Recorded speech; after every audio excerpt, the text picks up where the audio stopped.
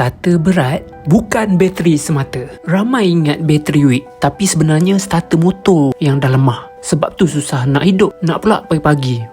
Kalau nak cepat kan, motor tak hidup memang angin. Kita nak cepat ni, motor tak hidup-hidup, mesti rasa geram dan marah kan. Untuk selesaikan masalah tu, kawan-kawan boleh try produk ni, NLK Performance Racing Starter Motor. Dia sesuai untuk Y15ZR, Y16ZR, LC4S, LC5S, RS150, RSX150. Sangat sesuai. Siap ada waranti 60 hari. Okay? Jadi kesan dia, apabila kita pakai NLK Performance Racing Starter Motor ni, start terus hidup. Bunyi lebih smooth, tak perlu tekan lama-lama. Lebih kuat dan konsisten. Tekan sekali, terus hidup. Okay? Kalau bateri apa semua stabil, tekan sekali, terus hidup. Kebiasaan starter kuat memang macam tu. Kawan-kawan boleh try. Sangat sesuai untuk daily use, bukan setakat racing. Untuk motor standard pun boleh pakai. Plug and play. Okay? Pasang terus boleh guna. Jadi kalau kawan-kawan berminat nak order, kawan-kawan boleh terus tekan link yang KCDT bagi tu. Terima kasih support.